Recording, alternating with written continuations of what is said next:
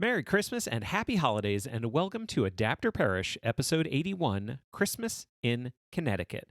Now, before we start the festivities, let's talk about our next episode. With this year's election finally wrapping up, God willing, we'd completely understand if you all wanted to celebrate by taking a moment to get away from thoughts about politics and elections and conspiracy theories and talk of foreign enemies sabotaging the United States from the inside out. Well, I'll tell you this. Too bad. In our next episode, we'll be talking about the classic tale of all that stuff, The Manchurian Candidate. We'll be discussing Richard Condon's original 1959 novel, the 1962 movie starring Frank Sinatra and Angela Lansbury, and the 2004 remake starring Denzel Washington and Meryl Streep. That's in 2 weeks on Tuesday, December 29th. We think it'll be a fun way to ring in the new year. Next, from the Corrections Department, I'm going to pass things over to my co-host, Ariel. Greetings from the Corrections Corner. Rather unusually, I have two different corrections to correct from our last episode. First of all, the night before our episode came out, I turned to Jeremy and I said, you know what? I got Alexander Fleming and Jonas Salk confused. I said that Alexander Fleming invented the polio vaccine when, of course, as everyone knows, he invented penicillin. But hopefully no one will notice since it had nothing to do with the topic of our episode and was just a brief mention. But I did receive a text the morning our episode came out at 8 o'clock in the morning from our official medical correspondent, my brother, Dr. Matthew, informing me of my error, which I already knew. So hereby is the official correction of that error. Alexander Fleming did not invent the polio vaccine. He invented penicillin or discovered it or whatever. Secondly, and perhaps more importantly, we got a very nice correction from a listener who very kindly and politely let me know that the word throuple that I used in the previous episode when referring to Tilda Swinton's relationship is like not a very nice word to use. And many people in the poly community feel that it sort of sensationalizes or exploits their relationships. And that the proper word to use is triad or non-monogamous. So I really appreciate that correction. We are always happy to be corrected with that kind of stuff. We never want to make anybody feel alienated when they're listening to our silly program.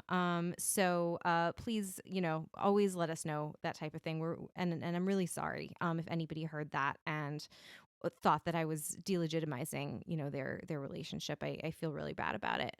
And I apologize. But that being said, those were our two corrections. And on with the show. Thank you, sweetie. If you have any comments, questions, or corrections about today's episode or any others that you'd like to hear on the show, remember to email adaptorperishcast@gmail.com. If you enjoy the show, we'd love it if you would share that with the world by leaving a rating and review wherever you listen to podcasts. We're also on Patreon at patreon.com/adaptcast. We've got a patron-only community and our bi-weekly bonus show, Adapt or Perish Plus, with episodes releasing every Tuesday between episodes of this show. We hope you check it out. Show notes from this and all other episodes can be found at adaptorperishcast.com. And with that, on with the show, Adapt or Perish, Episode 81, Christmas in Connecticut.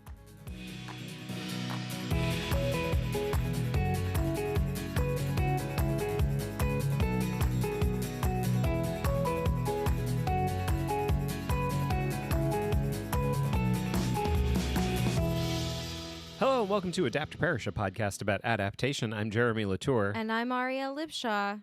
And so this is Christmas, and what have we done? Another year older, the nothing has begun. Wow. Merry Christmas, and a Happy New Year. Let's hope it's a good one. I have a question for you.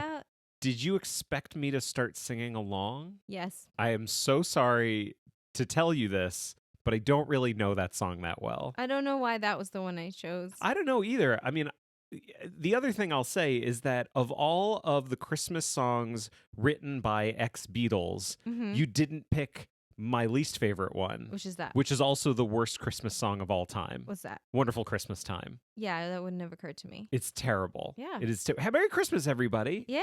Ho ho Ho, ho, oh ho, ho, ho. And we're two Jews on Christmas. So I mean, like the again, the beauty of us having a like inexcusably late recording schedule is that it is actually December and not August as we are sitting here recording our Christmas episode. which has happened to us in the past sometimes. Yes, yes. So yeah, what I mean, like what have we done in the past? Let's take a quick look back. We did A Christmas Carol. We started with A Christmas Carol. I mean, it doesn't get bigger than doesn't that. get bigger than that. We did Christmas Carol. We did obviously The Hunt for Red October, which which is a Christmas movie. like it is a Christmas movie. We have to, we make the case that it's a Christmas movie. It is not traditionally a Christmas movie, but the one thing that Hunt for Red October has going for it is that it is a movie that we love. Right. And it's quite popular. Mhm. Many people have seen it, many people love it, and we love it, and it is a Christmas movie for us. So we thought in the third year of our Christmas episodes, what beloved we did Miracle on 34th Street. So this is actually our fourth Christmas episode. Yeah. What beloved Christmas classic that everyone is familiar with will we be doing this year? We won't be.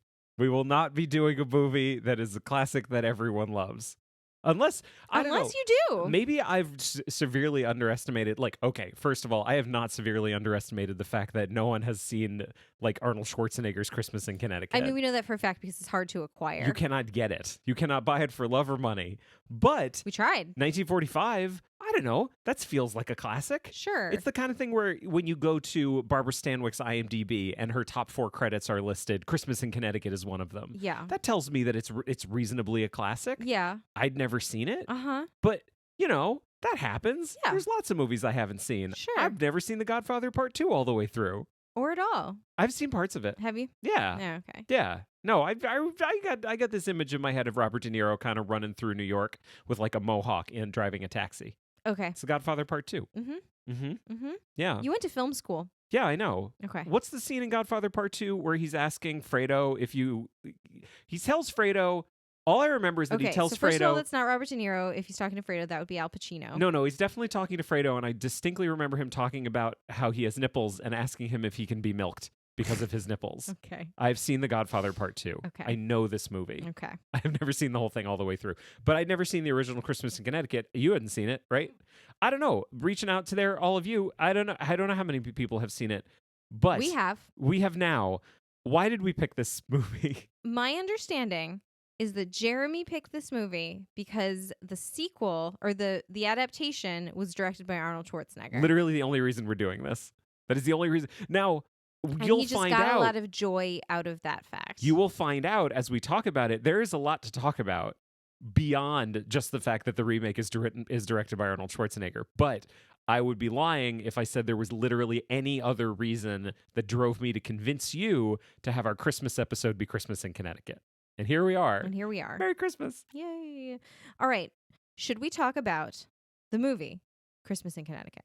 Yeah, we definitely should talk about that. What is it about? So, tell you what, I don't have much of a back of the box, but I do have an IMDb description. Go for And it. maybe this will serve as our back of the box. Okay. A food writer who has lied about being the perfect housewife must try to cover her deception when her boss and a returning war hero invite themselves to her home for a traditional family Christmas. That was better than I expected. Yeah, it's not super accurate because it's not her boss. Her boss is in on it. It's like her boss's boss's boss's boss's boss. It's like the owner of the newspaper. That's funny. I feel like I do consider like if I was in the elevator with the CEO of my company, which is a very old-fashioned thing to say, but if I was in a close proximity to the CEO of my company, I would look at them and go like, yeah, that's my boss. Like, even though I know they're my would boss's you? boss's boss. Yeah. That wouldn't occur to me to do. I don't know. I feel like your boss is very specifically one level up, one level removed from you. Gotcha. We need an org chart for this episode. I mean, We we really kind of don't. do. We almost do because I was confused. I mean, I feel like this is a really good example of like when you have a really complicated org chart, but then you simplify it drastically, which will make more sense when we talk about the 1992 remake. Yeah. But I think that's pretty accurate. Yeah. So Barbara Stanwyck plays Elizabeth Lane. Can I stop you there? Yes. So Barbara Stanwyck. This is exciting. I had literally never seen Barbara Stanwyck in anything before this. Had you not? No. I don't know that I had.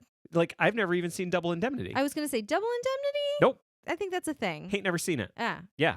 It was fun. It's fun to see something like this where, like, I literally don't know this person. This was a blind spot for me. Well, But I'm so sorry I interrupted. Barbara Stanwyck's good. she's a very cool city lady in her cool apartment in New York City, doing for herself, don't need no man, just bought herself a fancy, expensive fur coat with her own money. She is an independent lady. Mm-hmm.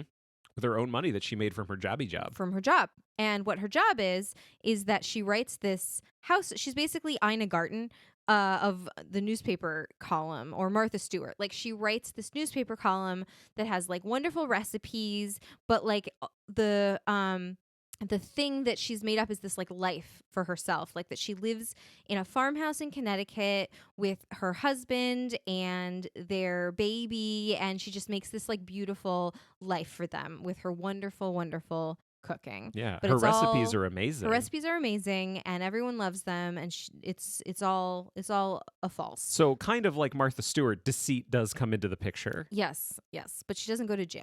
No. Martha Stewart didn't go to jail for She goes to deceit. Connecticut, which is pretty bad. Yeah, which is the whole Martha Stewart thing, right? Like Connecticut. Mhm. It was only for insider trading. Right.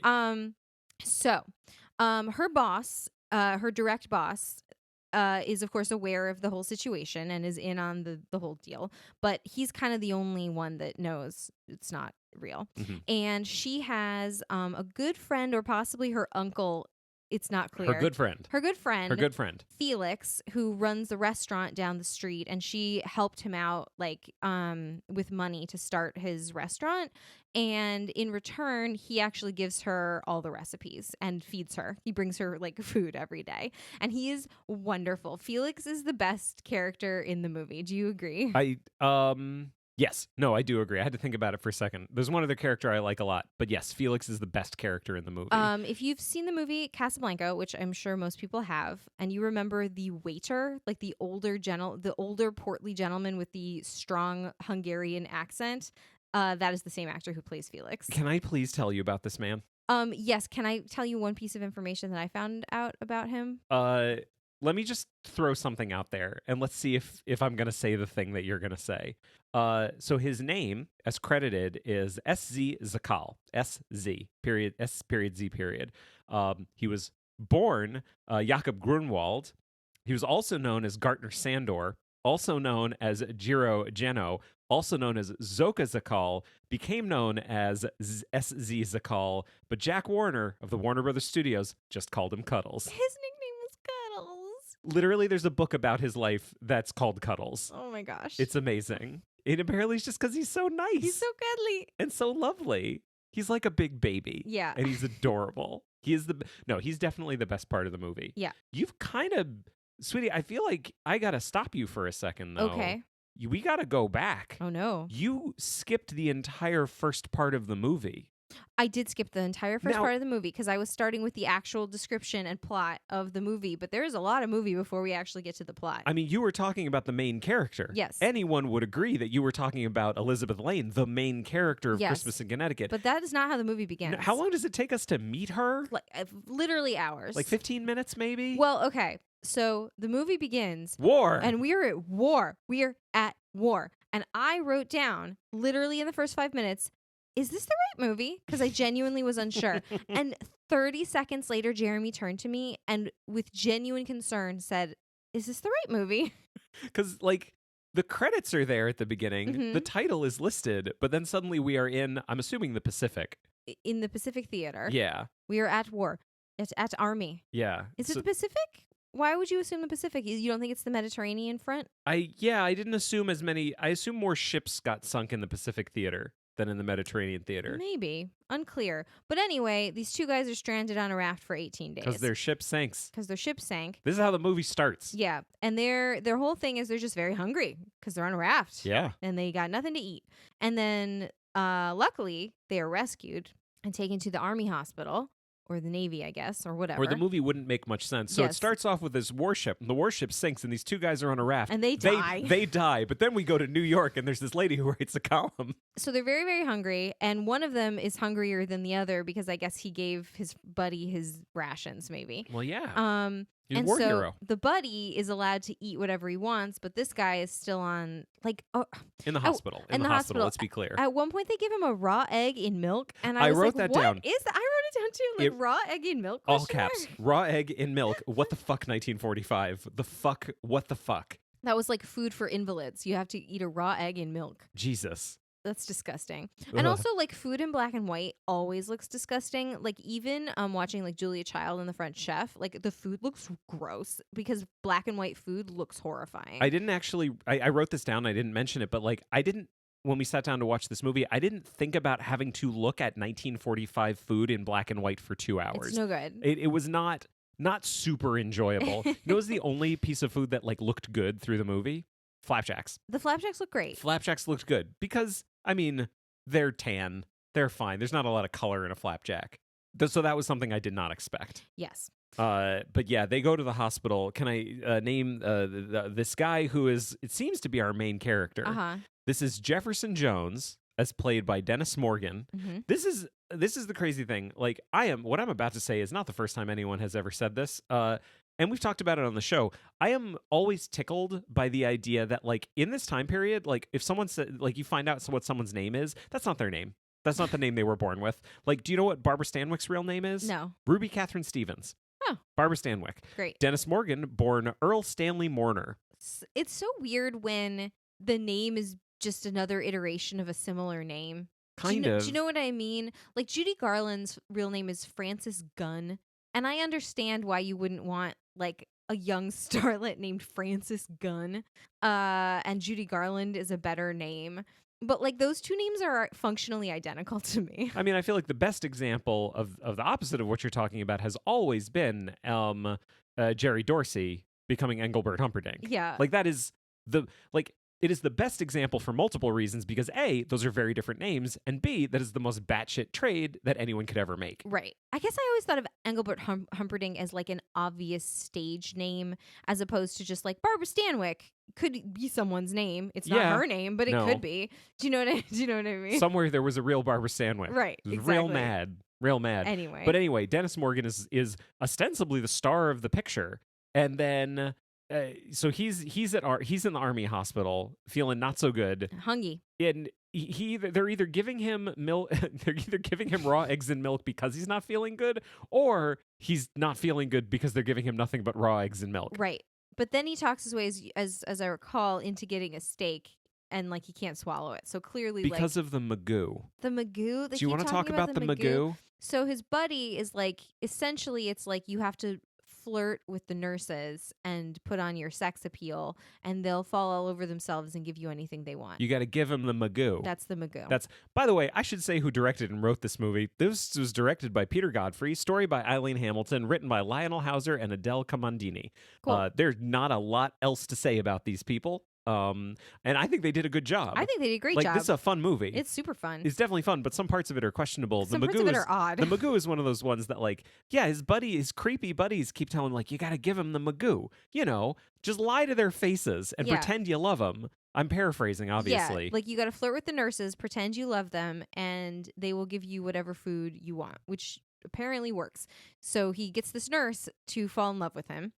By pretending that he's in love with her, and she gets this idea in her head, and this part was a little, like, hand wavy to me, but she gets this idea that he genuinely doesn't have an understanding of what, like, a home is. I want you to imagine that we are working, like, we're project managing right now. Yeah. And she has come in and she says, this is the project I want. Oh no, she's Southern. Is she Southern? She's Southern. She's Southern. She's like a Southern belle. Yeah. And she said, this is the project. I want this gentleman to marry me.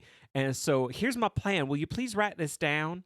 Okay, step 1, I think I know why he doesn't want to marry me. He doesn't want to marry me because he doesn't know what a home is like. Yes. Okay, so step 2, who's the most famous homemaker in the country? Elizabeth Lane. That's exactly what I was thinking. So you write that down up there. Now, Elizabeth Lane works for which magazine? Exactly that one. That is exactly the magazine she works for. Now, who owns the entire magazine? Alexander Yardley. Yes. Who is also Sidney Greenstreet. Right, from the Maltese Falcon. Yes, and others. And other things. Casablanca. Obviously. Yes. Yeah, exactly. Alexander Yardley owns the whole magazine. Now, you didn't know this, but I actually, as a nurse, saved his daughter's life. I treated his daughter. Alexander Yardley's daughter. Yes. So I have a connection. So here's what I'm going to do. Are you writing this down? Apparently, this is a perfect plan. This is a perfect plan. I'm going to write Alexander Yardley a letter, tell him who I am, say that I want him to set up. Your accent is dropping, so your accent is really like it's fading in and out. I don't understand why that's a problem. I'm not getting paid to act. That's not my responsibility. I'm just saying, if you take on a character, you should be prepared to see it through. You're absolutely right. So no, her plan is fucking batshit though. It's a batshit plan. Yeah. Like, not least of all, so she was. So what she wants is for Yardley to organize to have Jefferson Jones, who is now a war hero, brought to Elizabeth Lane's house in Connecticut Her farm, yeah. for a Christmas dinner. Yes. That's what she wants. Does she also want to be invited herself? No. That's the part. That is the part where this whole thing falls apart. I don't understand why she's not a character through the whole movie, given how much this whole thing happened because of her batshit plan. Yeah. Why is that? Yes. I don't know. I don't know the answer to that. Oh, I guess only so she can show up at the end and kind of, well, because she sort of comes in as a Deus Ex Machina at the end for reasons that we'll get into in a minute. Yeah. Okay. So Elizabeth Lane's boss, whose name is... his name is Dudley Beecham. Played by Robert Shane. Yep. I don't know what his real name is. It might be Robert Shane. He gets a call from Sidney Greenstreet saying, I want Miss Elizabeth Lane to come by my office because I want to invite the whole thing. The thing that we just said. Yeah. And he comes... The whole plan. The whole plan. And he comes running over to her apartment going, oh, we're screwed. We're totally screwed. Christmas is coming and I'm going to get fired because I practiced a deception upon my employer and I'm not going to be able to buy Christmas presents for my wife and children. So the cool thing about their relationship is like there is no romance between the two of them whatsoever. It's really nice. It is totally platonic. He has a wife and kids off screen somewhere. And he's just kind of looking out for her best interest. I feel like, honestly, going back to movies from the 40s, the way their dynamic plays out, I've totally seen that dynamic before, but it's always two men. Yeah. It's never a man. It's never in what I've seen, a man and a woman. Yeah. It's so cool. So that's cool. But the reason that he's platonic and not her romantic interest is there is this shitty architect in the picture for some reason who happens to just be in the picture, and he has a house in Connecticut, and that's what she based her whole thing on. So the description of the house in Connecticut is his house, his country house, his farm. And his name is... You don't remember any of these, do you? I didn't write it down. This is John Sloan. Sloan. They call him Sloan. Now, there's a thing about John Sloan. What is his main motivation in this entire movie? He wants to bone and marry Elizabeth, possibly not in that order. Sweetie, it was 1945. Marry and bone. There you go. There it is. That's his whole thing. He loves her. And honestly, why wouldn't you? She's great. She's fucking awesome. But not right for him, for sure. Because he wants to change her. He wants to change her into a housewife instead of a cool, independent newspaper woman. We don't quite know that. Like, I feel like the biggest knock against him in the first 45 minutes of the movie is that he's just kind of like... The biggest knock against him is that she clearly doesn't love him. Well, right. But the other thing is she's worried about losing her job, and his relief for that situation is not to say, oh, let's figure out a way for you to keep your job because I love you and it's very important to you. It's get another job. Or get another job is like, oh, well, if you marry me, then you won't have to have a job. And she's like, oh, yeah, I guess I will. Yeah, I won't worry about the fact that I'm losing my job because I'm going to marry you instead. Yeah. Like, it's an either or situation. Let me ask you this. Yes. Going into this entire part, what percentage of your love for Felix was born out of his like abject hatred of Sloan and complete disapproval of this relationship?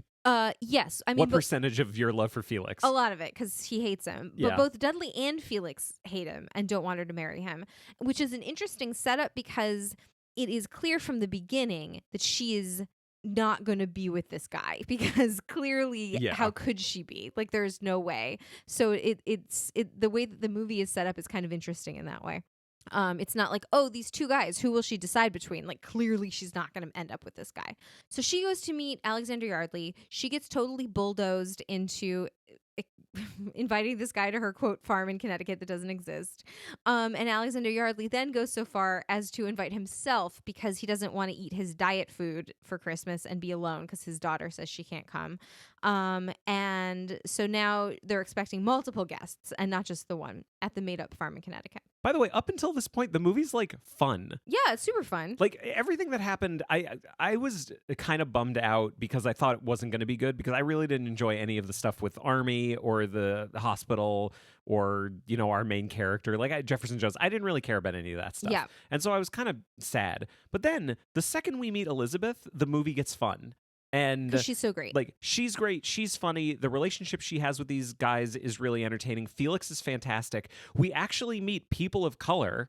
Like, yeah, I wrote down a black person with lines, and then I wrote another one. yeah, and like Opinions. It's kind of a good news, bad news situation where like the good news is, I mean, one of the things they did to show that like she's not a country girl, she lives in the city, is like she interacts with black people. Yeah, which is kind of a bad news, good news, bad news thing. So the bad news is, I think they're using these black actors to kind of signify the city. Well, yes.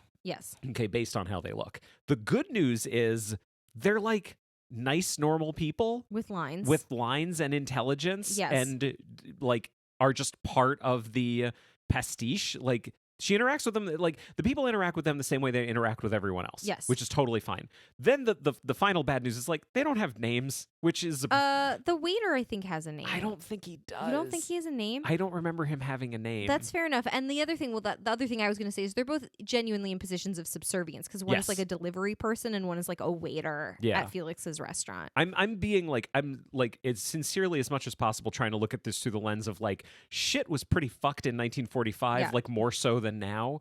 So like, any glimmer. I'm just taking the glimmers of good stuff. The scene where the waiter defines the word catastrophe for Felix is pretty funny. It's great. Yeah. It's really, really good. And then he keeps using it throughout the movie. This movie's funny. It's like up until really this point, funny. it's been like now it's suddenly funny. Yeah. Like the whole scene between her and Yardley when he convinces her and then she's talking to like his butler. It's great stuff. Yeah. So anyway. Yeah. She agrees to marry this guy, John Sloan, and in the restaurant like that evening and says, okay, so now that you've gotten me out of this pickle, can we get my good friend Dudley out of this pickle? Because he's going to lose his job. There's this really sad part where he like goes away to like tell his wife that he's going to lose his job. And he comes back and they're like, how did she take it? And he's like, I couldn't tell her. She started telling me about like what Christmas presents she wanted to buy the kids. And she sounded so happy and excited. I just couldn't tell her. And they're like, okay, we have to help this man.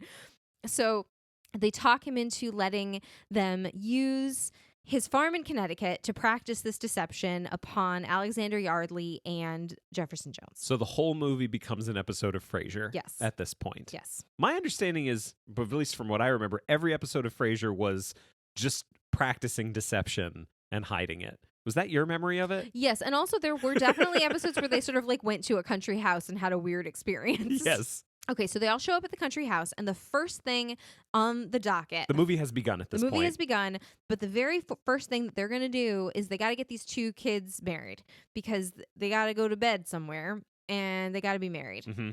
And through a series of funny circumstances, I'm just going to spoil it, they do not end up getting married. They keep trying, but then, like, Jefferson Jones shows up early, so they... because they're pretending to be a married couple of long-standing with a baby.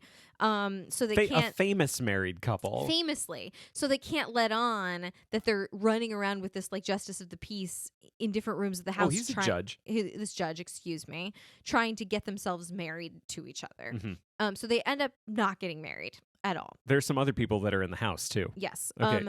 There's ahead. a baby. There's the fattest baby. There's two babies. The fattest babies. They're so fat and cute. So they need a baby. Yeah. So they steal a baby. They steal a baby. They don't steal a baby. They're loaned a baby. They are they are babysitters. So the other character we meet in the house is Nora, who's played by Una O'Connor. Famously. Well, we need to take a quick sidebar because I want to do a very, very short A&E biography on Una O'Connor. Okay. Very, very short. Okay. Like super, super short. Great. But Una O'Connor's worth fucking talking about for a second. Because when you say famously, what were you going to say? Frankenstein. Bride of Frankenstein. Like, this is the 4th time she is appearing on our show.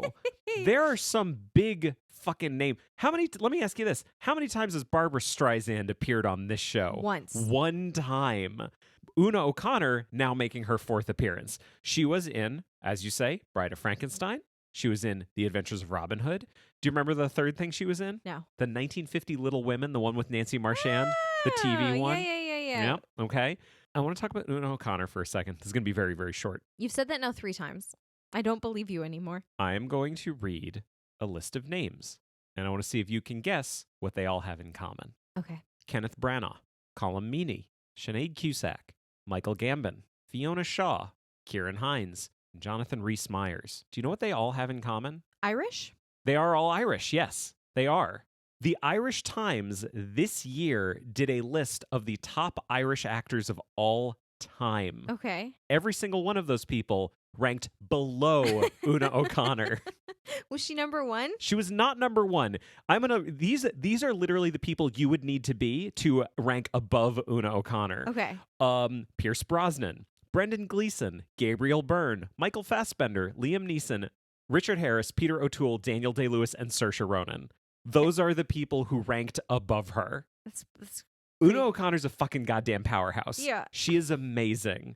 Apparently, just like always played people in service roles. Well, remember Always. in Frankenstein, she was just the screaming lady. She's just constantly screaming. Just like, I fucking love Una She's so O'Connor. good. I mean, I grew up on The Adventures of Robin Hood, so like I grew up on her. Yeah. I just grew up on her in that one thing.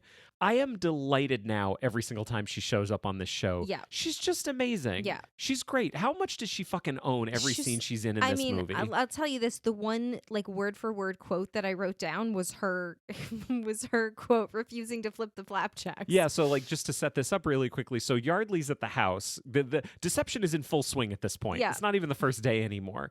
And she's the housekeeper, by the way. She's the housekeeper. Felix is now okay, sorry. So Felix has come to the house with Elizabeth and Sloane, and he's going to do all the cooking because Elizabeth can't cook. Right. That's her whole thing. Can't She cook. needs Felix there in order to do the cooking, to deceive. And Yardley is in the kitchen, and Nora is there, and so Elizabeth is like leaving. He says, "Aren't you going to make me flapjacks? I thought you were going to flip them." She says, "No, Nora can do it." And he says, "Can you flip flapjacks?" And she says, "I've never flipped in my life, and I'm not going to start now for nobody." It's underselling it to say how good she is in this movie. Yeah. Her relationship with Felix is fantastic. Yeah, it's just like antagonistic, but also like there was a genuine glimmer of hope that maybe they were going to end up together at the end of the movie. And like it never happens, No. but I really enjoy the relationships between people. Do you know what I feel like allows for the fact that all of these relationships that you would think would have a glimmer of something not platonic really can just be platonic? Yeah. I think the thing that allows for that is the relationship between Elizabeth and Jefferson Jones. Because when they meet for the first time, It's electric. sparks fucking fly. They have chemistry. They have some chemistry. Some chemistry. We're certainly directed to feel that they have chemistry. Yeah. But like she falls in love with him immediately. Very fast. There's no preamble. There's not one of these things where she's like, "Oh, you're just a dude," and then over the course of the next 30 minutes, he performs actions that make her go, "Ooh, I'm interested." No, she's interested from second one. Yeah. And so is he. Yeah, and he does not seem to care at all that she is, quote, married with a, quote, No. baby. This isn't a will they, won't they. This is a when will they. When will they? I will say, like, of the relationships, I really enjoyed. They didn't spend a lot of time together, but Alexander Yardley and Felix had a fun thing. They did, yeah. Had a fun thing going. Like he came down to the kitchen to kind of like eat leftovers together, and I was like, it's just interesting that these two men kind of share a body type. Like, Yeah. just like the two of them on screen together. It's like a fascinating sight. Yeah. So Jefferson Jones gets there and sparks fly. I feel like we don't need to go through the rest of the plot Because now, Suffice it to say, like, it does take a really long time for these two kids to get together. yeah. And they fall in love immediately. And there's a scene where they like bathe the baby and she doesn't know what she's doing because obviously it's not her baby, and like he knows what he's doing. It's kind of creepy actually now with modern retrospect that he's like, I really want to bathe this baby. Yeah, so he really, really wants to help bathe the baby. Yeah. It's creepy, and I kind of blocked it. Yeah. Thank you so much for bringing it back up They again. also make bathing the baby seem like a lot more complicated, which I guess it was in those times, because then like the diaper situation was like literally like, here's a piece of cloth, figure it out with pins.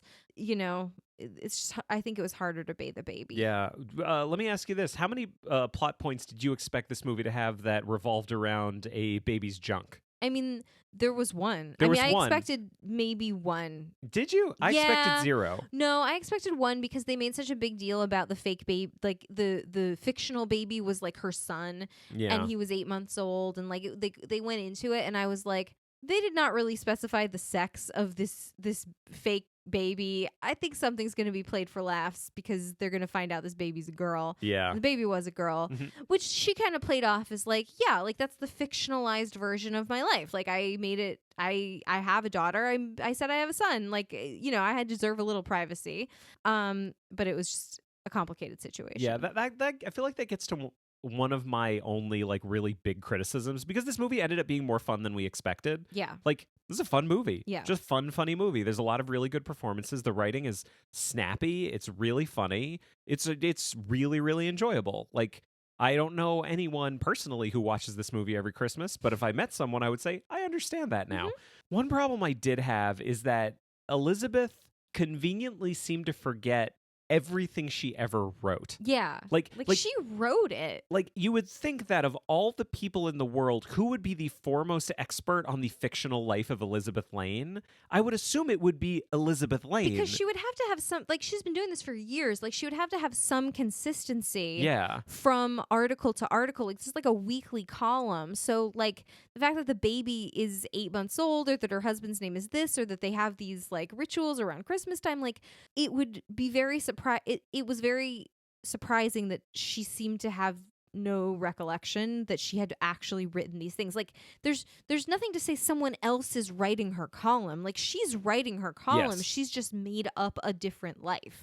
I feel like if I had been giving feedback on this script, one of my notes would have been, instead of having her constantly slip up about keeping her story straight, make her the expert and make everyone slip up around her. Like, if she's spending the entire movie correcting Sloane and correcting Felix about what her story is, I actually think that would have been really funny. And it would have made her seem smarter. Yeah, totally. But the joke still would have been there. It just wouldn't have been a joke at her expense. And you still would have had all of the fish out of water stuff, because even though she knows her story, she doesn't know shit about changing babies, and she still doesn't know how to cook. And when a cow suddenly shows up at the door, it still scares the shit out of her. Doesn't know what to do with the cow. But then he has to keep reminding her, like, yeah, your cow, you know, like that you always talk about. Like, but she would know that even if she doesn't know how to milk a cow. Yes. I feel like the plot has one other really fatal flaw. Oh, no, yes. That is a problem. Jefferson Jones has no stake whatsoever in her actually being Elizabeth Lane. Nope. He does not care. The nurse just kind of sent him, and he thought, sure, I'll go. I'm a war hero, whatever. If she had sat him down within 5 minutes of him entering the house and taken him aside and said, look, this is all fake. I'm not married. It's not my baby. This is all for a show. So my boss doesn't have to lose his job. I'm telling you this now because I think you're really cute and I would like to pursue this relationship. And I want you to know that I am not actually married to this guy and have no intention of marrying him now that I've met you. Like, if they had just sat down and had an honest conversation, nothing about the rest of the movie would have changed at all. You wouldn't have to change anything else that he did. Like, even the conversation when they were like on the sleigh ride, and she was like, have you ever kissed a married woman? Like, that could have just been like a fun like play acting scene that they were doing between the two of them. Nothing would have changed whatsoever had he known the truth from the get-go. And I feel like it's a really fatal flaw of the movie. As much as I hate movies where everyone's at odds and trying to like and like speaking at cross purposes and trying to hide the truth from each other. Like I hate that kind of movie. And this movie is sort of trying to be that kind of movie, but like it doesn't really work because there's no stake in him in what will happen if he finds out what the truth is. There's only one person that any of this matters to, that the truth matters to, and that's Yardley. He's the only one. He's the sword hanging over everybody's head the entire time. Yeah. Because if Yardley finds out, Elizabeth's fucked.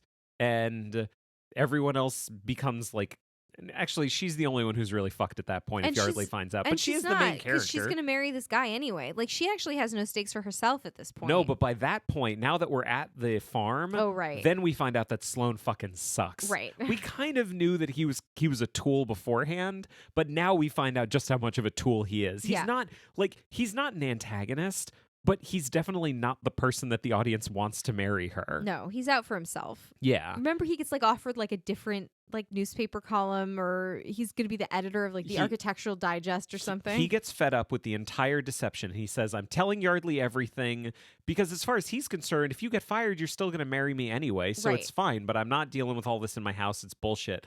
He's also a fucking bore at this point. He just keeps boring everybody with the architecture of his house. It's the fucking worst. He marches in to tell Yardley what's going on, and Yardley goes, Sloane, perfect. Exactly the man I wanted to see. You're an architect. I want to do architecture stuff in magazines, and I'm going to make you the editor-in-chief of architecture at my magazines. Or no, they're going to build prefab houses, or something like that. Something like that. And Sloane goes, yes. So my wife, who, as you know, is Elizabeth Lane, the famous cook, would be quite in favor of that. Yes. So he gives up on the whole like telling thing, and so that becomes, now he has skin in the game at this point. Yes. So he gets a little fucked by Yardley finding out about Elizabeth. Yes. I found this kind of gets to something that I did find refreshing, even though I do completely agree that's a problem. This movie has some really deep problems. I just feel like it's interesting to watch a movie from, at this point, 75 years ago, that isn't based on 75 years of tropes. That now you see any movie, it's going to be based on the tropes of the last 75 years of cinema, whether it's adhering to those tropes or whether it's trying to subvert those tropes. It still knows about the tropes, and it still exists in a world where we all know these tropes. This movie didn't really follow a lot of tropes. Like, the plot plays out in a way that I was not expecting. Like, it's not one of these things where everything is revealed in the last 5 minutes. Like, everything is revealed like 15, 20 minutes before the end of the movie. There's still a lot of plot to get through after Yardley finds out that she's been bullshitting this entire time. Yeah. That was something I didn't expect. I didn't expect the first 15 minutes of this movie to have nothing to do with the main character and be like war and hospital stuff. Like, there was a way that the plot played out that was kind of refreshing to see. Yeah. Would you agree with that? Yeah, I totally do. Okay. So they're all in this situation together. And on sort of the last day, the nurse from the beginning of the movie shows up. And you skipped them getting arrested. Oh, they went on a sleigh ride. They got arrested. They stole a sleigh and a horse. They're in love. There's a baby, whatever. So the nurse shows up and she's like, so at this point, Elizabeth thinks that Jefferson Jones is engaged to this nurse. I mean, he thinks he is too. He thinks he is too, and that she's married and all this stuff. That's like doesn't she get mad at him for keeping from her that he's engaged? Yes. And he's like, you're married. And she's like, yeah, but you knew that.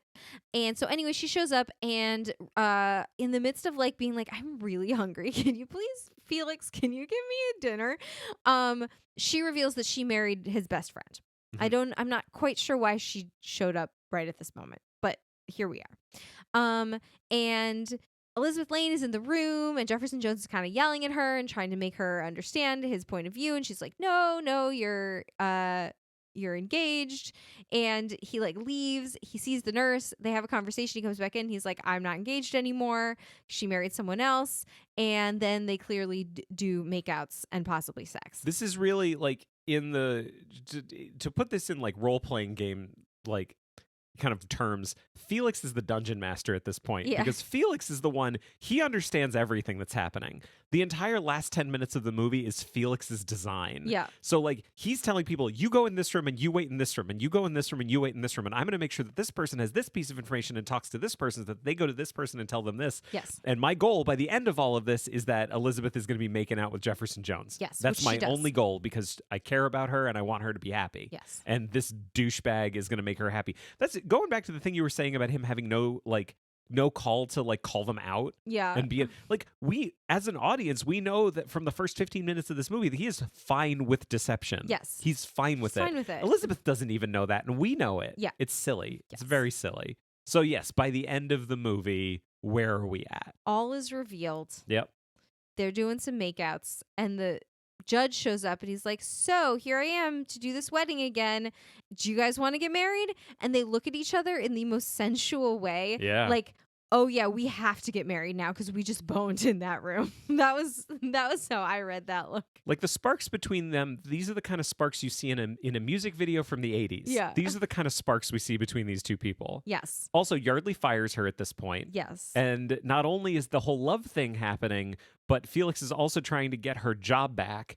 And so what do they like? He convinces Yardley that another publication offered her a job. Yeah. Which is a lie. At more salary. Yeah. So Yardley's like, I want her back. It's by the end of it, It's the whole thing. She's got her job back. She's got the man she wants. She's got her man. And Felix got what he wants. And The architecture guy, I think, is still probably going to be part of the prefab houses situation. Maybe whatever it is, he's going to be douching it up till the end of time. He'll be douching for the rest of his days.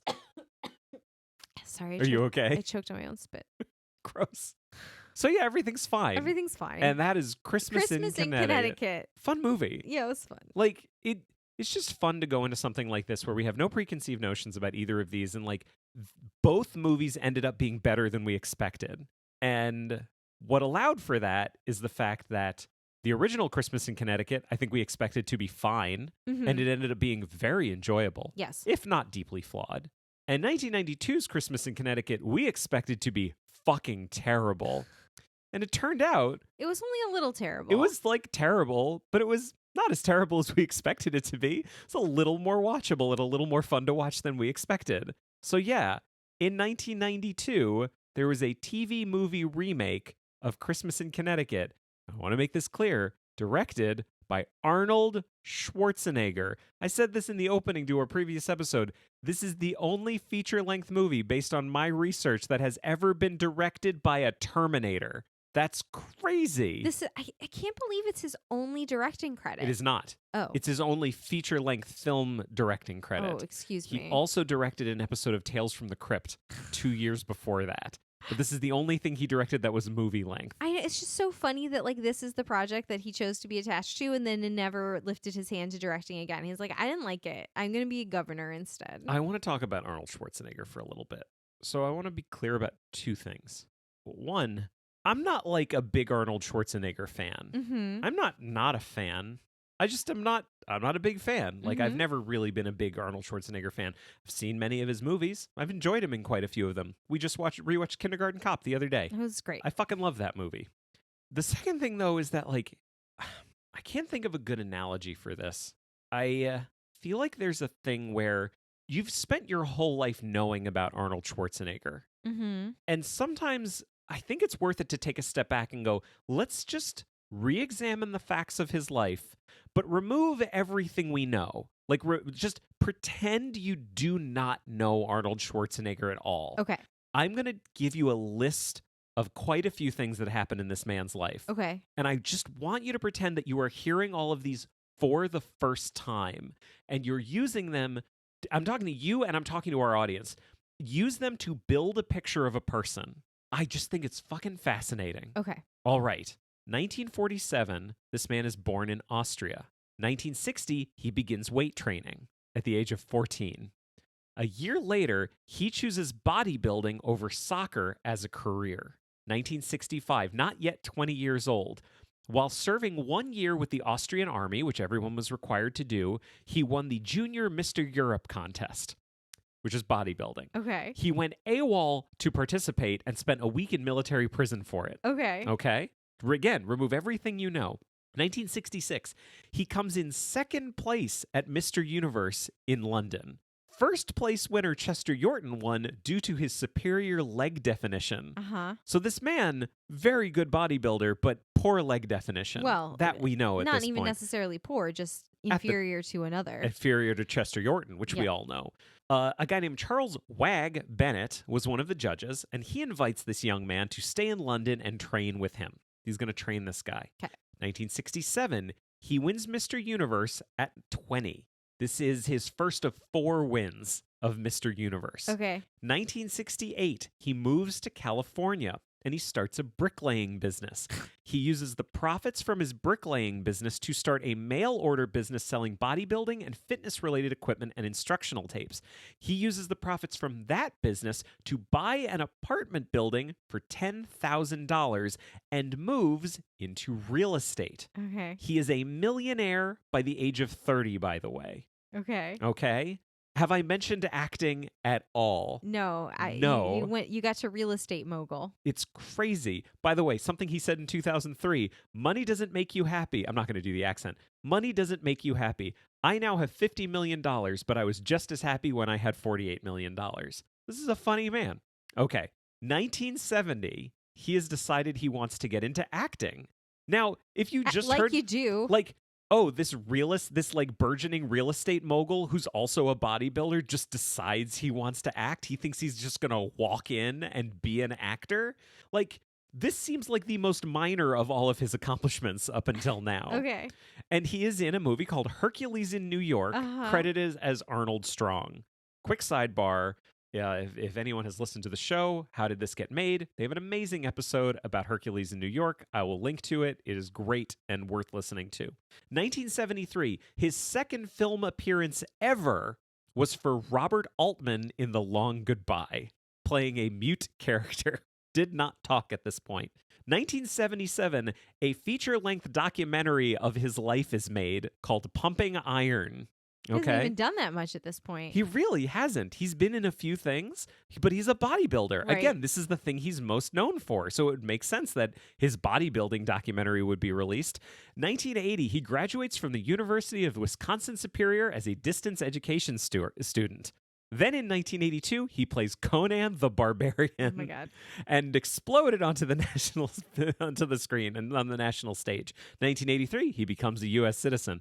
Then, 1984, he plays a robot assassin from the future. 1985, he plays an army guy who kills a lot of people. That's Commando. 1986, he marries a Kennedy. 1987, he plays an army guy versus an alien. And he wins, by the way. He wins. All his buddies don't win, but he wins.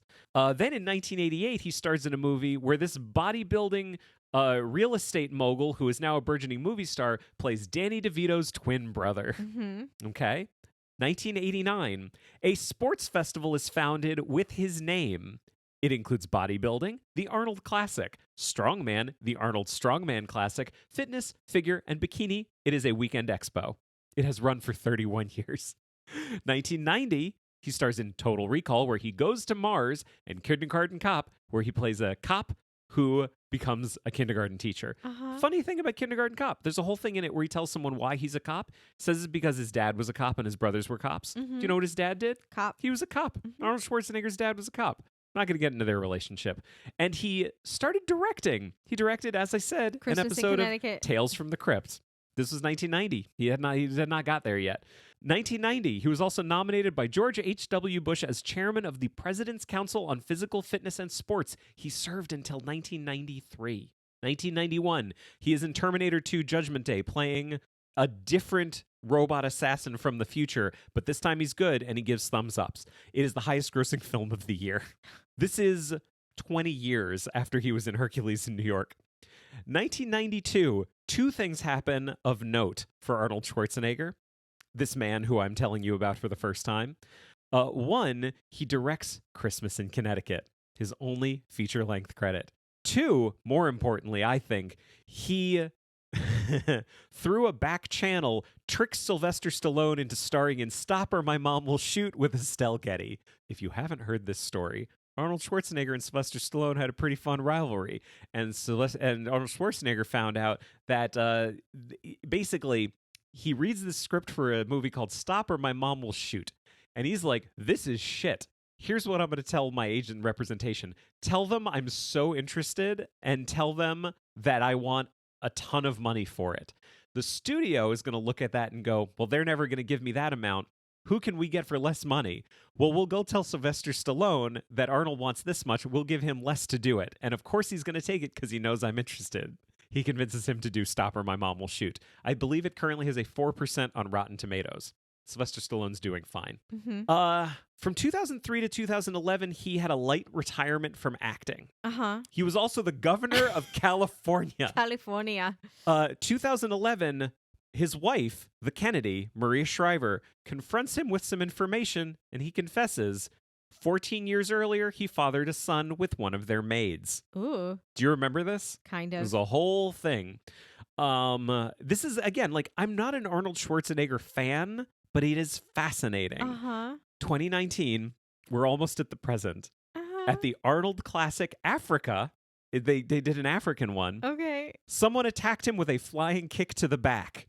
The man was arrested. Arnold was fine. He did not press charges. Good. And then finally, current day, 2020, he lives in LA with his miniature horse Whiskey and his donkey Lulu. But not his wife. No, he's girlfriend, though, I believe, long-term girlfriend. Just what a fucking fascinating life. These things don't connect. Like, he is the most interesting man in the world. Genuinely. It's funny, the other day, Jeremy said, "I'm going to go and put my notes together for Christmas in Connecticut, and we'll watch something together when I'm done." And he went into the other room, and he did not come back for like an hour and a half. And I didn't think really anything of it because I was kind of doing my own thing. And then he kind of comes trotting out of the room looking proud of himself, and he was like, I put all my notes together. That took me a long time. And at the time I thought, I mean, I'm a little curious as to why it took you so long to put your notes together for Christmas in Connecticut, the 2 short movies that we watched. But apparently you were doing in-depth research into the life of Arnold Schwarzenegger. And I just found this out. That's what I'm saying. There's so much to read. There's so much. And he's still kicking. He's still Arnold Schwarzenegger. It's crazy. It's crazy. If you went back to the 40s and said, "Hey, I'm going to describe a person to you, and he's going to be one of the biggest stars in the world," they wouldn't believe you. I mean, the funny thing is, like, we just spent, 10 minutes on Arnold Schwarzenegger. Yes. This movie is not, I mean, other than the fact that he directed it, like, there's nothing of Arnold in this movie. I mean, he's literally in it. For a second as a cameo. Yeah, he's sitting outside the truck. But also that other character puts on the sunglasses and says, "I'll be back." And I actually think Schwarzenegger might have overdubbed it. Okay. Yes, you're right, though. Other than that. Other than those two small things. Other than those two small things. And also his, big name at the beginning, directed by Arnold Schwarzenegger. Sure. What I'm saying is, like, if you just lifted this section right out of the podcast, it would be a shorter podcast. It wouldn't be as interesting, obviously. No, and it wouldn't be our show. I know. Do you want to talk about the movie Christmas in Connecticut? I mean, at this point, I don't think we have the time, but I guess we probably should. I mean, the nice thing is that the plot is fairly similar. So we don't need to worry too much about the intricacies of the plot. Maybe it's just worth talking about what's different. Yeah. So here's a big thing that's different. So Elizabeth Lane is played by Diane Cannon, who people who are me may know from the movie Out to Sea, which I have mentioned on the podcast before as being one of my favorite movies of all time. We each have this like weird 90s movie that was like our introduction to Diane Cannon, because you have Out to Sea and I have 8 Heads in a Duffel Bag. Sure. It just weirdly, but like she's great in both. Yes. She's fucking fantastic. Yeah. Diane Cannon made a career, I think, later in her life, or like middle age to later in her life, of being like an quote older woman who's also like insanely attractive. Yep. Because she looks amazing in everything. Despite the fact that she's old enough, she was married to Cary Grant. That's how old Diane Cannon is. She's an elder, but she looks amazing. She looks so good. And to be clear too, like when she was younger, she was in Heaven Can Wait, Death Trap, Bob and Carol and Ted and Alice. That's one movie. No, I know that. No, I know. I'm saying for anyone that didn't know that. So the thing that they have transformed her into is, instead of a newspaper columnist, she has a cooking show. which is great. A great way to update this to the early 90s. And as we're talking about updates, just to be clear, script written by a woman named Janet Brownell. Great. That's just, I want to, for posterity, I want to say who wrote it. Fantastic. And did a pretty good job. And the other person that we meet in this movie is a guy named Chris Christopherson, who is a hero. He's a Colorado Ranger. He lives in a cabin and he found a boy. His name is Jefferson Jones. His name is Jefferson Jones. He rescued a boy and then his cabin burned down in an unconnected incident. And the only thing they rescued from his cabin is the cookbook of Elizabeth Lane. That his sister got for him? His sister got for him and he never opened. Unclear. Yeah, so in the original, Jefferson Jones knows all about Elizabeth Lane. Yeah. He's a fan. Yeah. In this one, though, Jefferson Jones could give two shits. Could not give two shits. Yeah. Quick thing, we talked about Diane Cannon. Chris Christopherson, again, making his second appearance on this show. Yeah. He was in A Star Is Born. Yeah. This guy was in A Star Is Born, TV movie Christmas in Connecticut, Blade. Yeah. Played Abraham Lincoln. Yes, he did. And literally wrote the song Me and Bobby McGee. Fascinating life. Also a fascinating person. I don't have a biography for him, but just a fascinating person. Yeah, that's right. I can't remember who said it, but I just remember there being some quote of someone saying if some other singer saying God, if Chris Christopherson could actually sing, he would have taken all our business away from us. Taking the world by storm. Yeah. So we see Elizabeth Lane doing her cooking show. Blaine. Is she Elizabeth Blaine? Elizabeth Blaine. Okay. Nothing ever happens in Blaine. Okay, thank you. Thank you for the correction. Yeah. And the first note that I have on this movie because she's talking about her wonderful life and her farm in Connecticut, and then she mentions her grandchild, and I looked at Jeremy and I was like, "Oh, are they saying this woman's old enough to have a grandchild? Because I guess she is. Is this an old person love story?"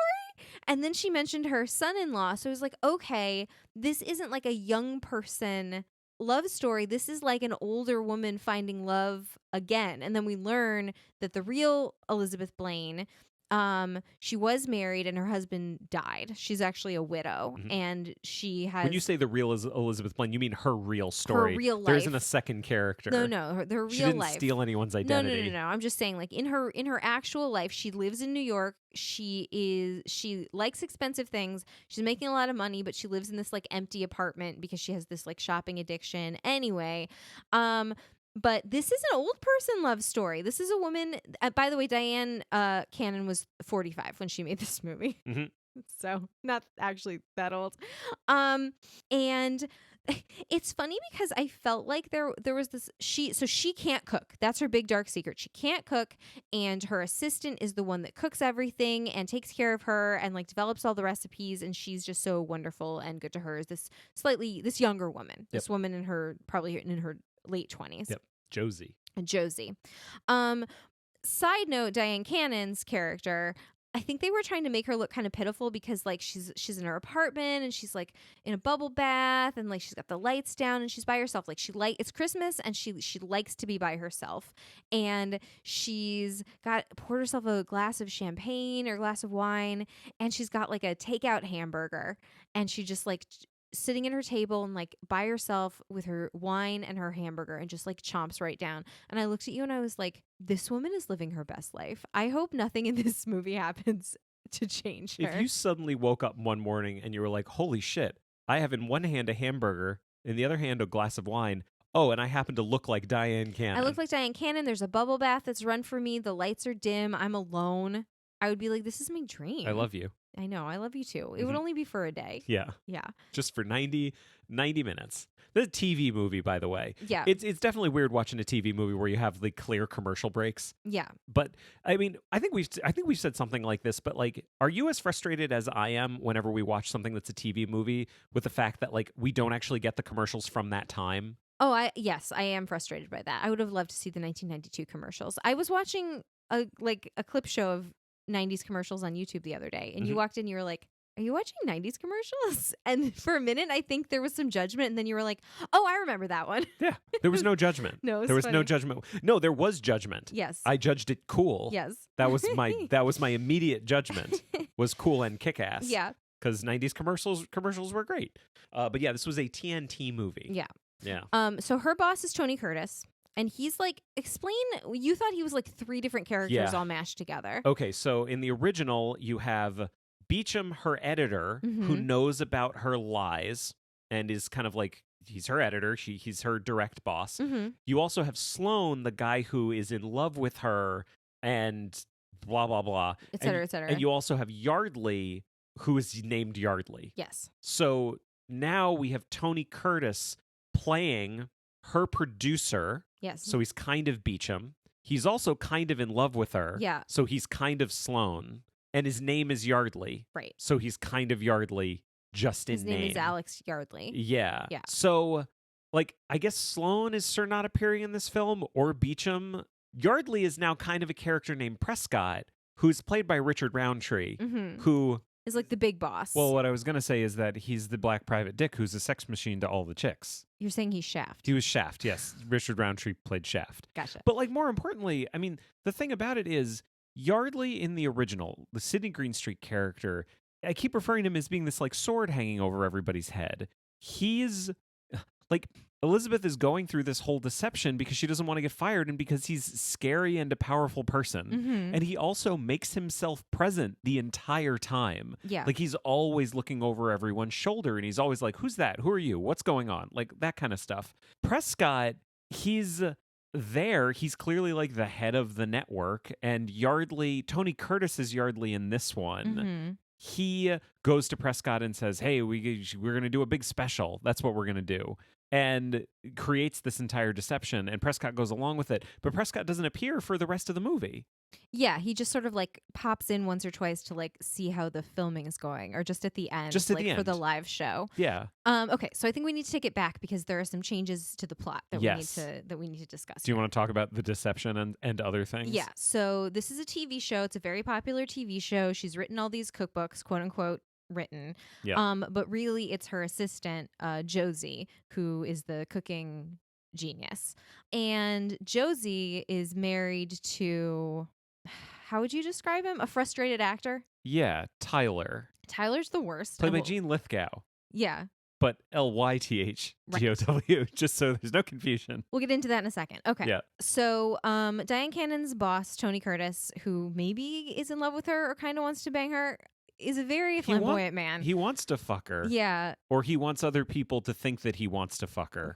Putting in a full performance at 110%, Tony Curtis comes to her and says, I have this great offer to do this live special. And guess what? There's this real hero, this Colorado Ranger that's going to come join you on your special. And it's going to be live and it's going to be great. And she's like, that is very tempting, except you have forgotten one thing. I actually can't cook, which you know and everyone on the production knows. It is not a secret between the two of us. It is a huge understood thing that this is all fake. And everyone's just keeping it a secret, I guess, from the public. Yeah. And he says, no, come on, we can figure it out. Don't you want money? And she's like, well, I do like money. And so they decide to do it for the money. So whose country house is it? Is it his house? It's not his house. I don't even fucking remember. So they go to this house in Connecticut and they get Josie and her husband to pose as Diane Cannon's daughter and son-in-law. And they get Tony Curtis's niece and nephew to play the grandkids, like the 10-year-old and the baby. And the 10-year-old is Pugsley. Yep. Literally Pugsley. From Addams Family and Addams Family Values. Yes. It was nice to see him so soon. Yes. And they get her nameless black lady friend to take care of the baby. Not nameless, Nora. Nora. She's Nora. Yeah. Una O'Connor played Nora in the original. Right. I have a problem about Nora, but Okay. I think we'll come to that. Okay. There's just the thing that struck me is just the number of people that are involved in this enormous deception, both to the one person, the boss, who literally anyone in his organization could come to him and tell him the truth because everybody knows, and like the public in general. There are just so many people involved in this lie. It's crazy. What were you going to say? So they're all there, and it's a little chaotic. And this is where Tyler, Okay, plant a seed really quickly. We'll come back to Tyler, but as you say, Tyler is a frustrated actor, and we come to understand that he's very method. So whenever he's working on a new audition, he has to completely inhabit that character. Yeah, And so the character he is inhabiting throughout this entire deception is that of a fucking serial killer. it's very creepy. But he also at one point like puts on sunglasses and he leaves the room and he turns around and he goes, "I'll be back." And I'm still pretty positive that Arnold dubbed that line. Yeah. But as I mentioned Be before. that as it may. Anyway, so they're all there and it's all crazy and Diane Cannon's like, but everything's crazy. And then Jefferson Jones shows up Yeah. early and he stares at Diane Cannon's butt. Yes. And she's like, "Hey, you're not supposed to be here." And he says, "Well, I got here early." And then the romance plot starts. Yeah.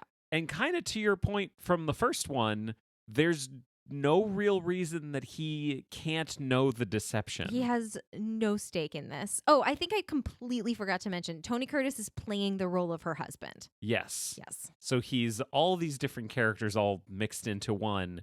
And it becomes like, what is Yardley, like Tony Curtis Yardley? Yeah. What is his main motivation appear to be from this point on for the rest of the movie? He seems to think that because they are pretending to be husband and wife, they're going to sleep together. Yes. He wants to sleep with her to the point. You were like, it's just a massager. He has a Hitachi magic wand in his bag that he very carefully unloads onto the nightstand and places in a place of honor next to the bed on this television movie. It's a massager. Nobody has ever used a Hitachi magic wand for anything other than massaging their shoulders after a squash game. That is the only thing that anyone has ever used one of those for. Or a goose hunting trip. Sure, yes.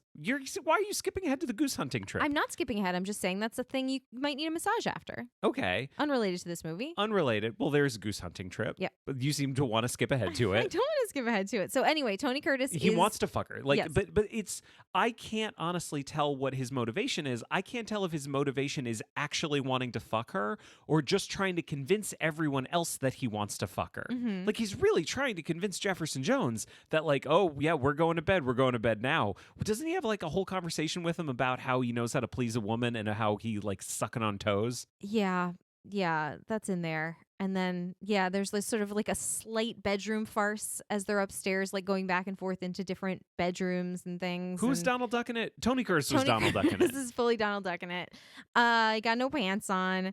And it's just the whole thing I really feel like draws there are definitely some scenes that I think I understand what Arnold's sort of vision for it was, like his inspiration. Like there's the scene upstairs where they're all going in and out of the doors, which is sort of like a classic farce. Mm-hmm.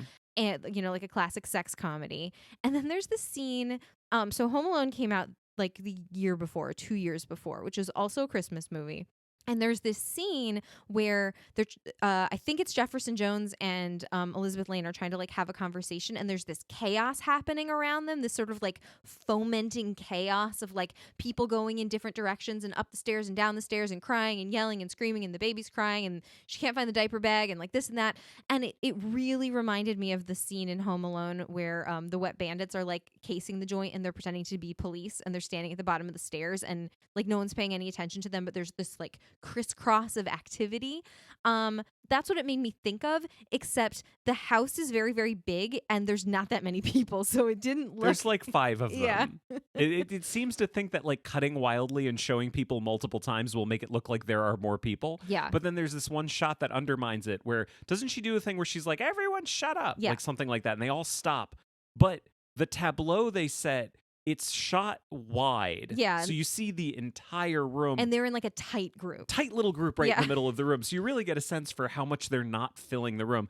I actually wonder if it wasn't Home Alone that inspired this, but a different scene in Kindergarten Cop. Gotcha. Which we just rewatched the other day, and I didn't think about this until we rewatched it. But the first scene where he comes into the room, no, it's not the first scene where he comes into the room, because the first scene where he comes in with the kindergartners, they're all fine, and they're all like, "You're very tall," and he's like, "I'm Mr. Kimball." Anyway, blah, blah, blah. But he leaves the room, and when he comes back, the whole room has descended into chaos. And there are 20 kindergartners running around, painting on everything, and it's total chaos. And that's when Arnold does this whole, like, everybody shut up. Like, he does that whole thing. Yeah. I think that might be the scene that he's going for because he had direct experience with that. Sure. I tried to think back to Kindergarten Cop. I did Kindergarten Cop, and I had to do that. That is what I'm going for in this scene. You knew it was coming. You knew the impression was coming. I didn't know it was. Yeah. I didn't go into this deciding that I was going to do that. It just flowed out naturally. I don't from your have body. like I know I don't have a good Arnold impression. Yeah. So I didn't go into this assuming I was going to do that. Yeah. And yet here we are. Here we are. I just got to get into his head, you know? That's the only way that I can do it. But yeah, I think that might have been Kindergarten Cop. You got to inhabit the character. Yeah. Okay. So again, it's the kind of thing where she seems to not know any of the things that she's said about herself or her family on the show. She knows nothing. She knows nothing. Like even less. I would say Yes. even less. She's so confused. Does not understand what is going on at all. Like up to and including like if there's the whole scene where they're trying to bathe the baby, like that comes up again, and like up to and including like she doesn't quite remember who the baby's supposed to be, and like it's like she got hit on the head. Like Yes. she's very confused. And Diane Cannon's playing that really well. Yeah. She's doing a good job. It's just what she's doing doesn't make any sense. Yeah, she's like playing someone with amnesia who's trying to be a good sport. Yeah. But as we mentioned before, I just feel like that part of the plot doesn't really work at all. Like it didn't work in the old version, and it doesn't really work here. Like as you so intelligently said, like she should be the expert on her own deception. Like she's the one that's doing all of this stuff. Okay. So one thing about that scene, though, I do just want to throw out that they do make a change, and it is a good change.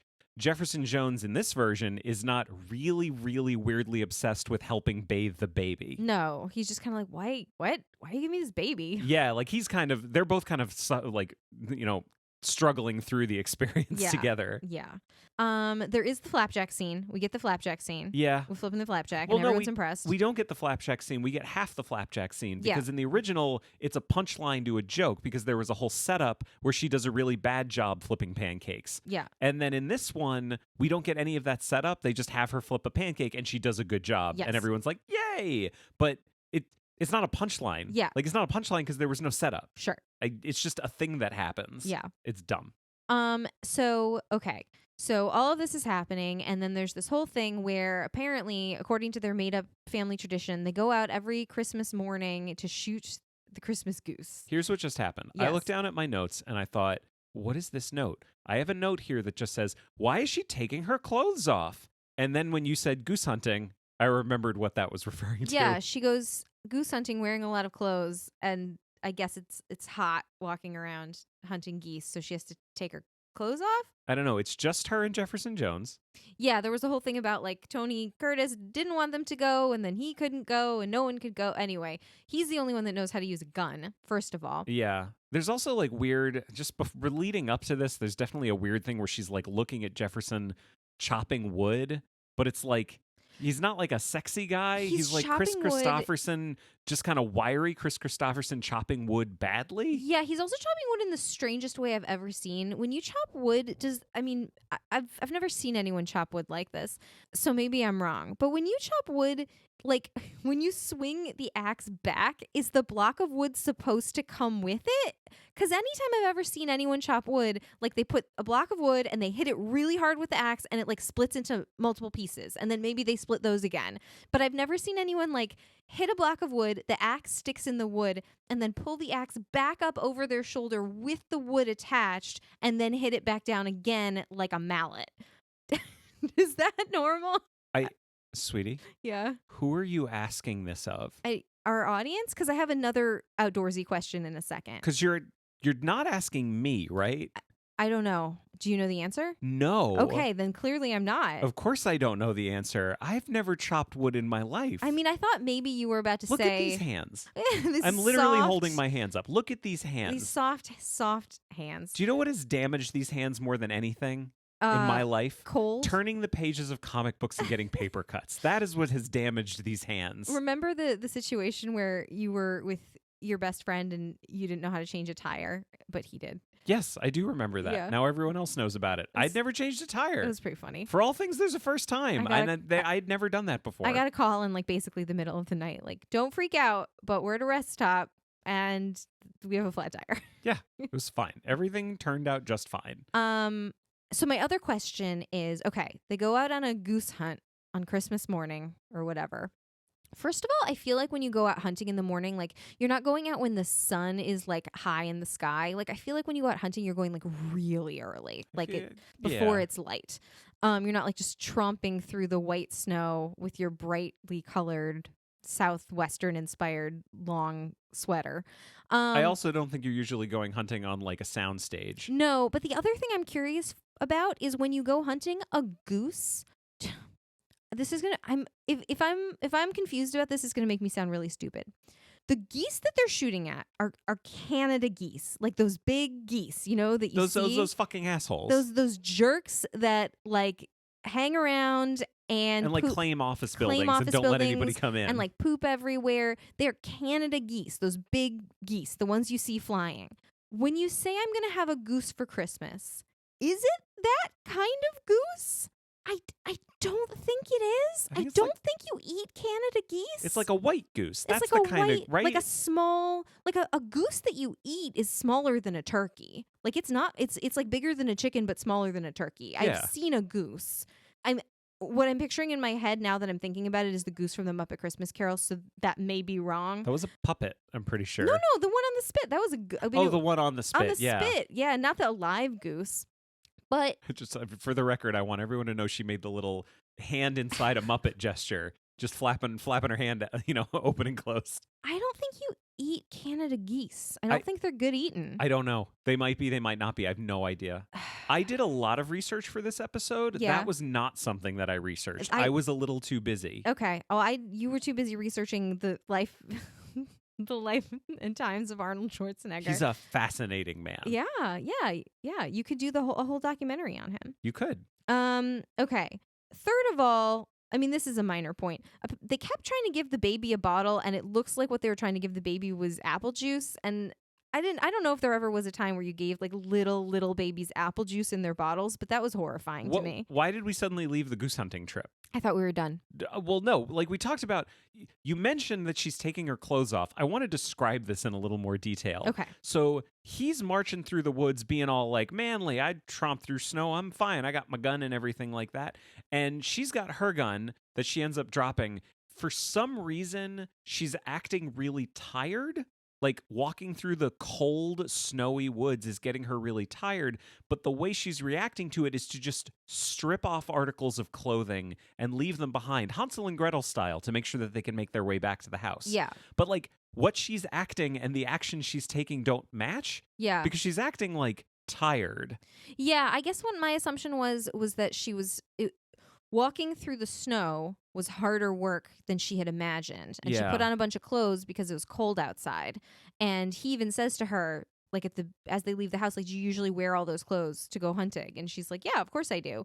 And so my assumption was she's getting very hot. She didn't realize how hot you get tromping through the woods in the deep snow, how hot and tired. And so she's taking off all her clothes because she's hot. Like, I get that. Yeah. It just doesn't make sense. No, I understand like in context, here's what I think happened was she received the direction, you're hot, so you need to take your clothes off. And I feel like she's acting the hell out of it. It just doesn't make any sense. Yeah, I mean, the fact that she was wearing like 17 weird layers in the first place doesn't make sense. Like, why wouldn't you just put on a jacket? She wasn't even wearing 17 layers. She was wearing like a sweater and a jacket and a scarf. Yeah. Like she didn't even have like 20 layers on. Yeah, I'm just saying, why wouldn't you just wear like a coat, like a winter coat? I don't know. It doesn't make any sense. Doesn't make any sense. She looks great though. But yeah, of course she looks great. Yeah. We've covered this. Diane Cannon is great. And there's like a whole love scene between the two of them and everything like that. And she is pointing her gun at him all the time as they're walking next to each other. Yeah. Like there's the whole thing where he's like good with guns, but she's like constantly like just has her gun cocked up at his head. Yeah. And he's fine with it. It doesn't Anyway, so they get back to the house. And romance happens. Yeah, romance happens. They definitely like each other. And then later they steal a horse and sleigh and everything like that. And then she like forces him not to shoot the goose because she feels sorry. So they come back with no goose. Yeah. And then it's time to get ready to cook the Christmas dinner for this big show. And in the meantime, what we've learned is that so every time anyone hands Josie the baby, who's supposed to be her daughter, she gets really, really, really upset. And she ran out of the room crying at one point. And I actually literally thought, this would be kind of bold for 1992, but like maybe she's struggling with infertility, or like she had a miscarriage. Like that was my immediate thought, that it was like too hard for her to hold the baby, and which would be completely understandable. And it turns out, like, sort of in that department, but more family friendly, 1992, which is just like she's really upset because she wants a baby and her husband doesn't, and he's valuing his quote unquote acting career over their relationship. So much so that halfway through this whole weekend, he up and leaves.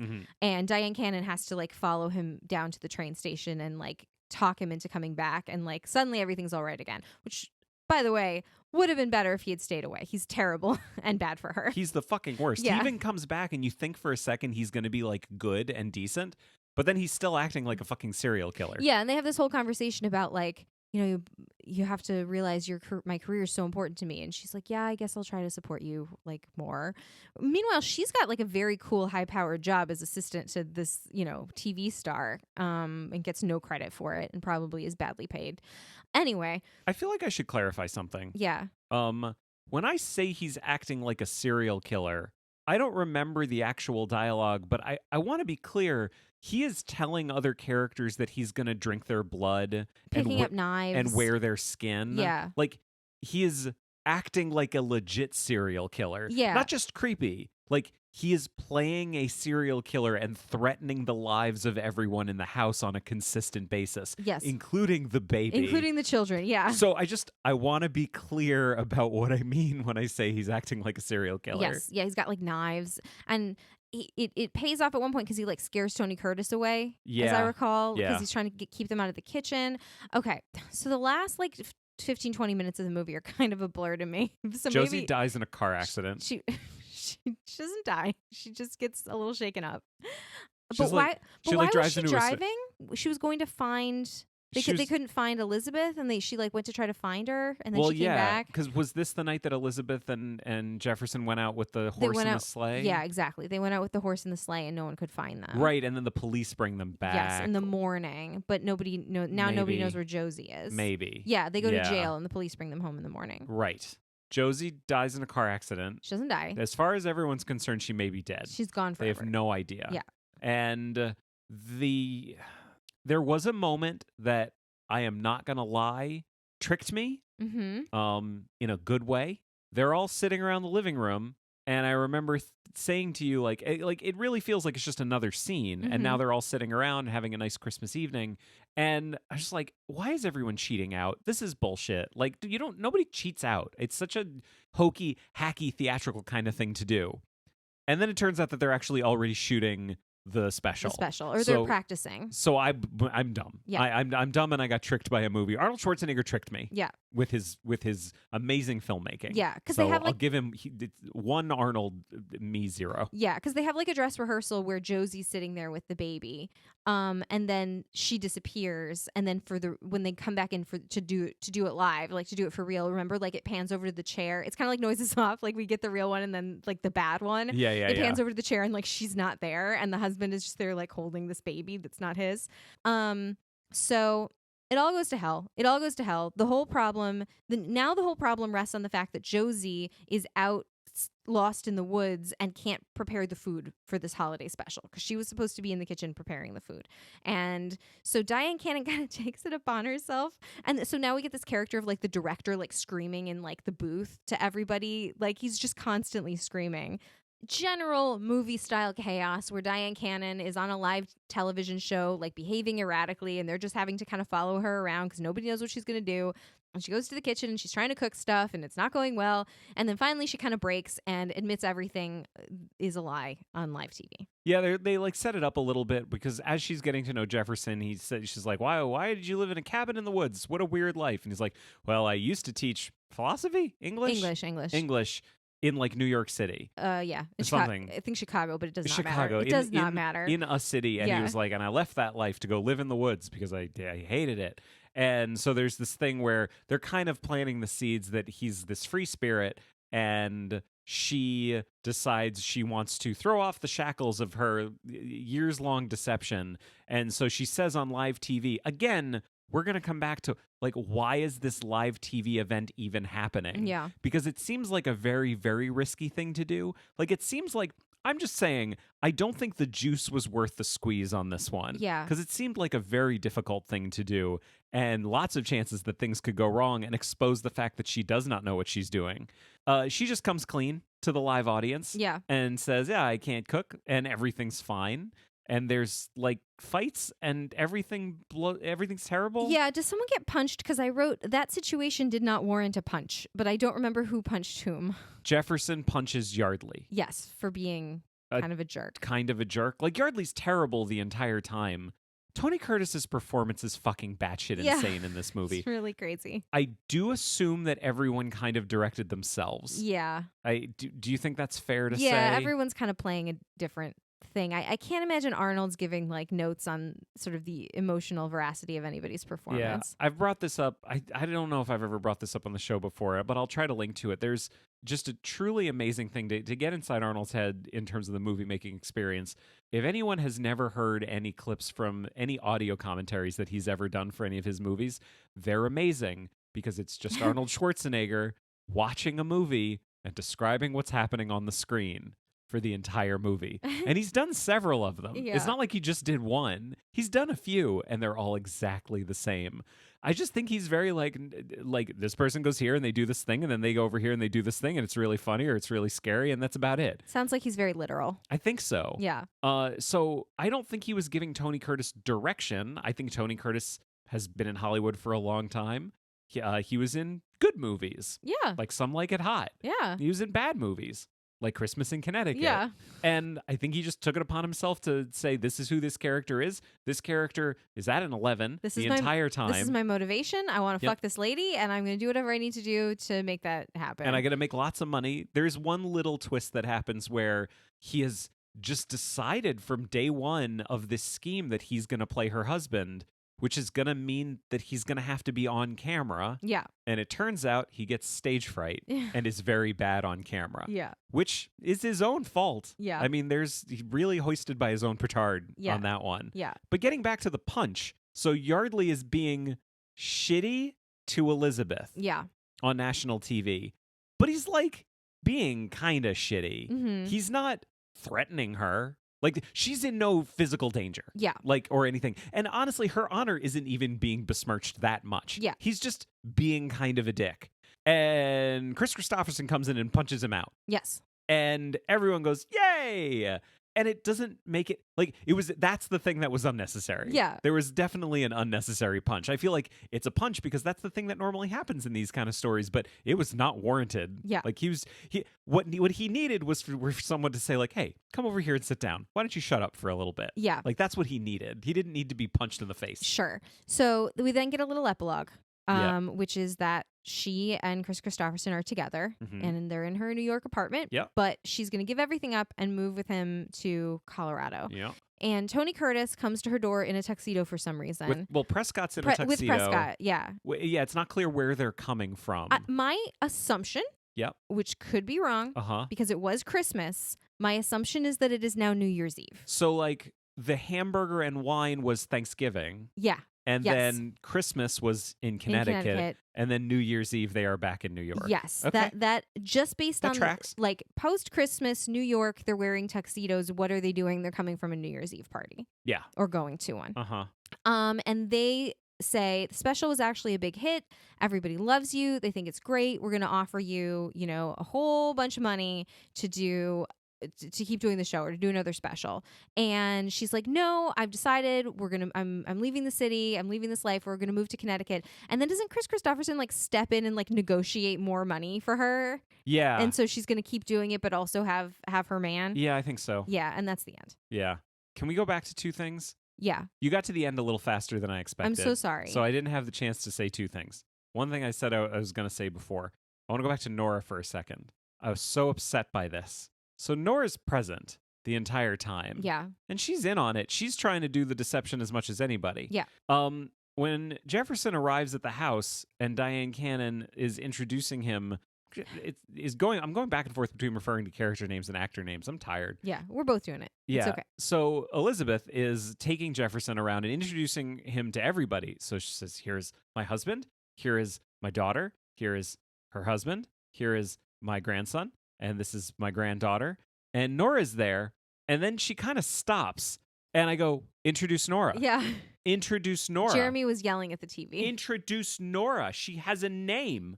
And a couple minutes later, as they're like going upstairs and Nora has the baby, she goes, oh, and Nora's got the baby. Yes. But at no point in this entire movie does Nora ever get introduced to Jefferson. And Nora is not like a servant at the house. Nora is like her friend from work, right? Like, who is Nora to her? Like, Nora came along with Elizabeth. Like, they have a pre-existing relationship. Like, it's not like she just met her. Like, they know who she... Because in the original, they meet Nora when they get to the house because she lives at the house and works there and is the housekeeper. I think she works for her maybe, like, at her house. Like, I don't think she's, like, her cleaning person. I think she's, like, her assistant, like, her personal assistant. Something like that. Yeah. Or she's a maid. I don't think she's a maid. Okay. No, I think they're like friends. They have like a friendly relationship. Oh, they're very friendly. Yeah. Yeah, but it is clear that she works for Elizabeth. Yeah, but she doesn't work for the TV show. She works for Elizabeth. Yeah. Yeah. But also never gets introduced, which is just a fucking bad look. Yeah, that it's there's not a like good look. like here's This this one white black person, lady. here's this white person, here's this white person. And Jefferson, I just want to go like, who's the black lady? Yeah. She'd be like, holding the baby. yeah, are you going to introduce me? Who's clearly doing the most important task of taking care of this small, delicate baby. Yeah, and like I talked before about looking at like, the presence of people of color in a movie in 1945, and there's a lens you have to look through. But it's fucking 1992. Yeah. Well, I mean, listen, there were fewer people of color in this movie from 1992 than there were in the one from 1945. It's just so make of that what you will. It's just not good. Yeah. It's not good. So that was annoying.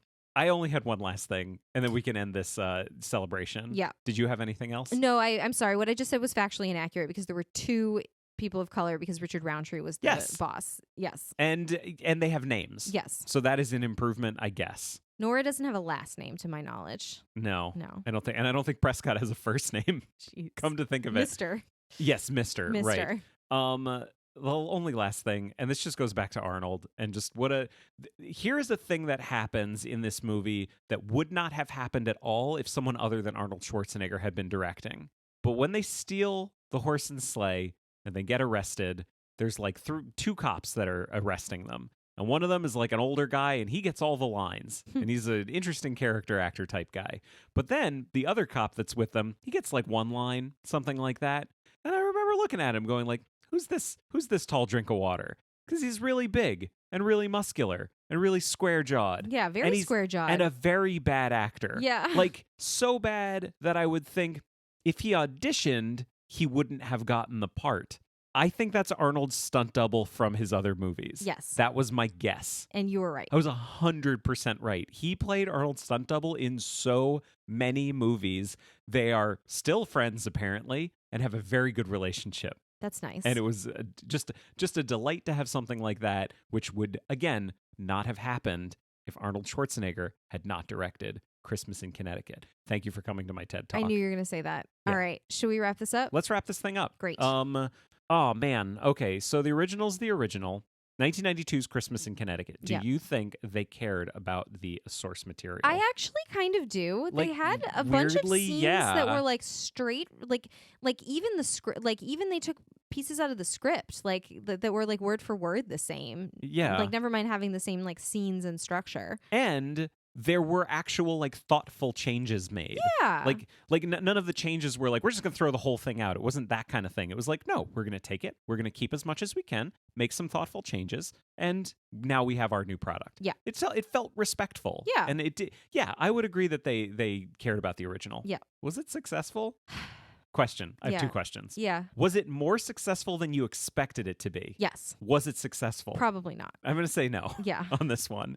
But it's fun to look It's back at these and go fun. like, both of these movies were better than we expected because we expected the original to be Not great. nothing. Yeah. And it turned out to be pretty fun. Yeah. We expected this one to be a disaster. Yeah.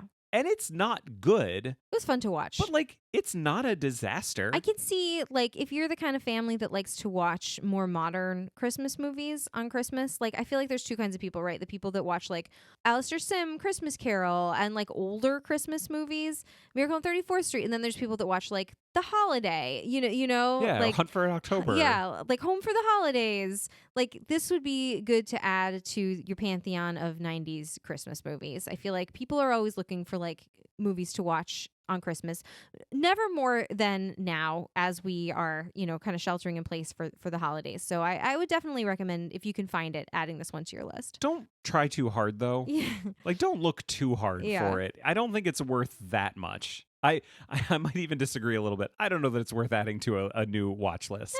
But I mean, what is it? 90 minutes? Like, you're gonna be home. You're gonna be baking, playing with electric trains or whatever wholesome thing you do. Like, why not put it on? Yeah, if you're at a Goodwill and you happen to see like an old beat up DVD of it, pick it up for 50 cents. Pick it up. Go for it.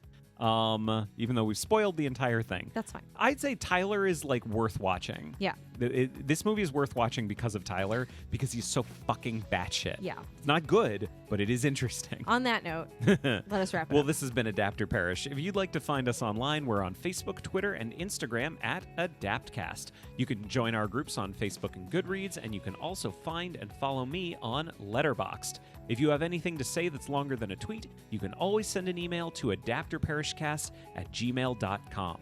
If you'd like to support the show, there are 3 great ways that you can do it. First, tell a friend. Second, a rating and review on your podcast platform of choice would be greatly appreciated. And third, we are on Patreon. We've got a special bonus show, Adapter Parish Plus, that comes out weekly, opposite with this show. And then we also have our online community. We have a group Slack just for fans that's been super, super fun. You can find all of that at patreon.com/adaptcast. Are you hungry? Do you wanna get a raw egg and milk? Raw egg and milk? Yeah, raw egg and milk. Tell you what, let's go shoot a Canada Goose, and then we'll wash it down with some raw egg and milk. Let's do it. Fuck all of that. Merry Christmas, everybody. Bye.